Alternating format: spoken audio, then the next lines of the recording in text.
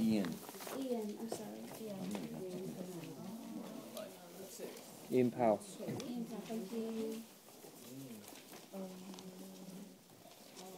All right.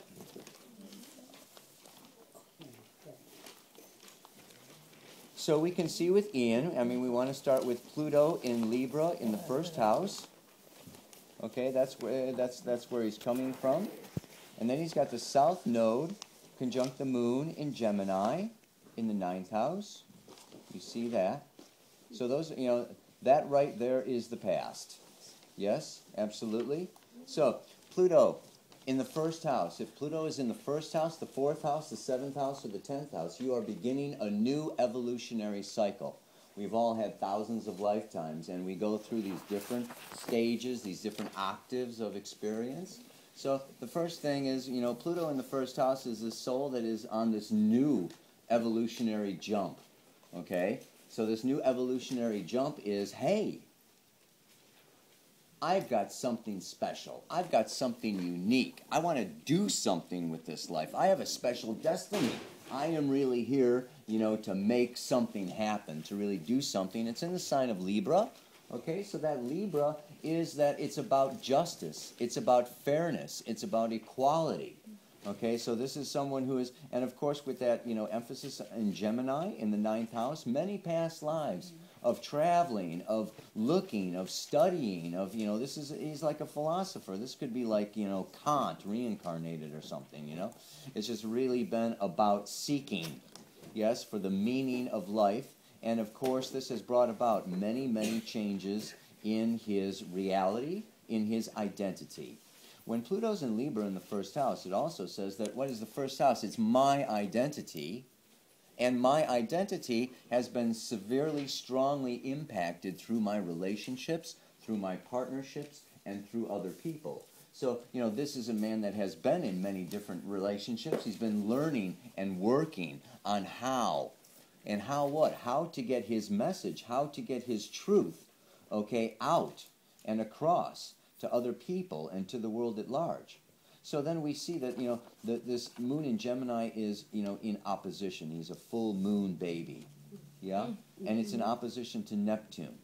And then, of course, Venus is over there, too. So we can say Sun, Neptune, North Node, Venus in Sagittarius in the 3rd house, okay?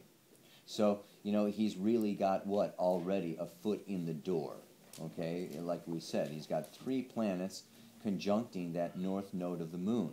And so what this says to me is that it's interesting. You always want to look at the whole chart. Where's Lilith over here? Aquarius in the 5th house. Yeah. And of course, don't forget the Saturn. Okay? Saturn in Cancer in the 10th house. And then, of course, Mars and Mercury in Scorpio in the 2nd. So what we see here, last but not least, Chiron in Aries in the 7th. So, to me what this says is that, there has been, what?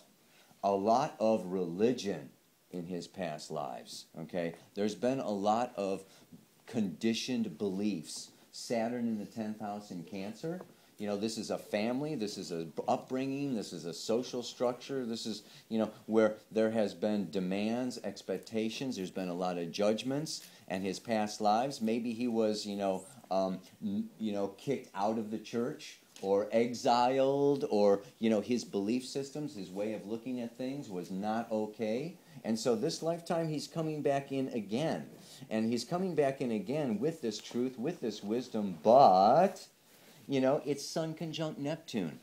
It's not always easy to communicate. It's not always easy to verbalize some of the subtle energy, some of the subtle feelings, okay, that he really wants to. I mean, the moon in Gemini wants to speak it. It's left brain. I want to write. I want to teach. I want to really get my word out there, and I want to express my truth. But it's in opposition to that Neptune. And that Neptune is going to say, you can't always just analyze it and figure it and calculate it and say it.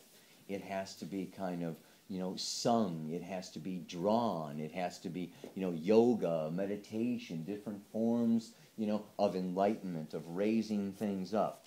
Yeah? And of course, this is also indicative of, the Pluto polarity point is in Aries in the 7th house. That's where he wants to go, okay? And he wants to learn about Virgo. He's doing Virgo. So, and we can't forget the Mars, Mercury, and Scorpio in the 2nd house of my values.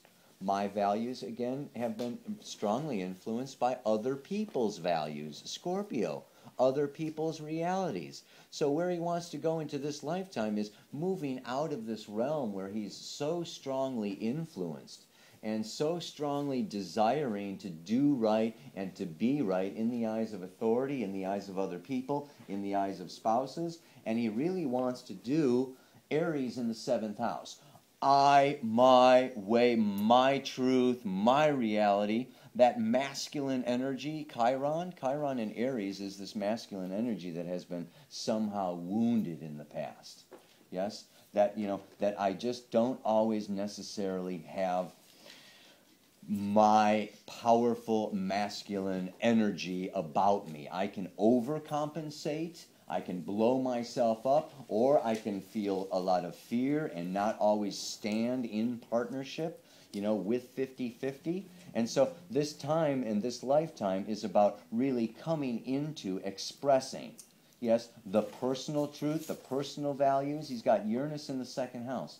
I want to break free. I want to liberate. I have new, I want to discover whole new capacities within myself. And I want to bring those forward in a whole new, different kind of a way. So this whole emphasis here, with obviously Mercury is like all over this chart, right? Mercury rules his ascendant. Mercury rules the moon. He's got that stellium in the 3rd house ruled by Mercury. So, it's so much about this communication. It's so much about communicating the truth. Not partial truth, not somewhat truth, but the whole truth, okay? Nothing but the truth, okay? Just like being so powerfully strong in the face of opposition. Mars in Scorpio is going to be that, he's really wanting to come into, face some of those who perhaps in past lives have restricted him, held him back, judged him, put him aside. And he's wanting to really face, I don't want to say the enemy, I just want to say the other, okay? And really bring all of this powerful, powerful energy that he's got with that Mars, Mercury, and Scorpio, into the light. He's an investigator, yeah? He's a deep thinker. That Mars, Mercury wants to dive down deep into the bottom, into the roots. And you can see then also from his chart that his Virgo rising is really the only planet that he has. It's not a planet, it's his only Earth. Yeah? He's got all kinds of fire and air, okay, fire and air, and he's got this water, but this Virgo rising. Some of this is, and we could say that some of his challenge, okay, can be kind of coming out of the theoretical and the conceptual and bringing it in and bringing it down and really putting it, into practice and really doing the healing work. He's a healer. This is, his teachings are about healing. His medicine is about meditation, yoga, accessing higher realms of consciousness. But it's going to require discipline. It's going to require work. Virgo is the sign of the shaman. So, he's actually maybe moving along, this path of shamanism. And so let's look then at Black Moon Lilith. Black Moon Lilith in Aquarius. We can say that, we talked about Aquarius, right?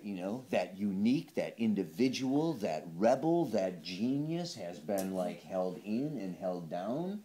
And then he can, try at times in his life to fit in and to do do what everybody else is doing. But Lilith is calling forth, yes, for him to be this unique, some would say extreme.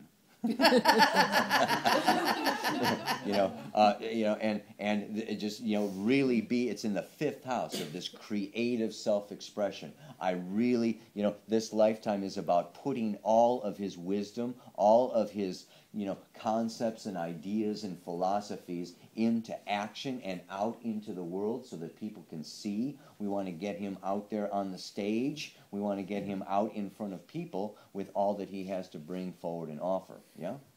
In some way, shape, and form, the Virgo also has a little bit to do with working into places of service. Yeah, I mean, it's you know, a lot of your life is really this giving of this contribution, and you know, there may be times when you don't always feel all of the acknowledgement or all of the, you know, the positive feedback, and it's asking you to do more and more and more. Virgo rising is, you know, that there's really a strong emphasis here on your cup has been filled up in past lives, and this lifetime you're here to dump it out and pour it. Yeah, it's coming from Leo on the 12th house and coming into Virgo on the ascendant and moving towards Libra in the 2nd house.